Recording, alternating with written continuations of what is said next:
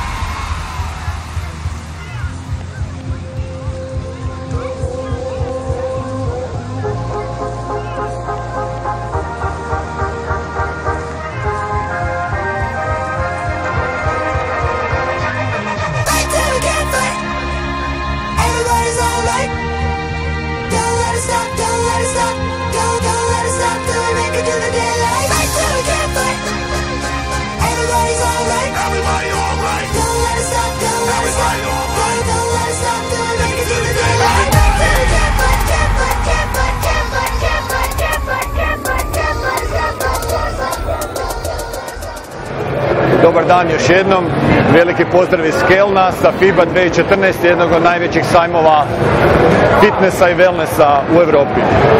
Nalazimo se ispred štanda Veder, istog tog proizvođača kojeg i mi imamo u fitnessu, jednog od najvećih proizvođača dodataka prehrane u Njemačkoj. Želimo vam pokazati jedan od najvećih asortimana ovdje na svim štandovima, znači čokoladica, kojih većinu imamo mi u fitnessu. Također i šekova ovdje na policama kojih mi imamo isto većinu u fitnessu. Znači protein 80, whey proteini, 100% mliječni proteini.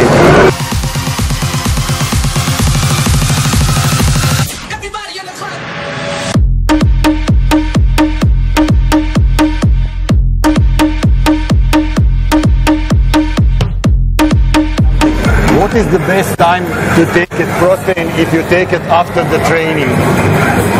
Directly after the training, you take a shake. Directly, with carbs and protein. Yeah. Okay. Then usually said 30 minutes you have the time to drink after, but directly after. If I stop my training, I directly drink my shake. And then 45 minutes later, 30 minutes, I eat I'm sorry, whey is the best for after the training, whey protein. Whey protein, yeah. It's easier for your stomach. For digestion. Yeah. All right. Okay. Thank you very much.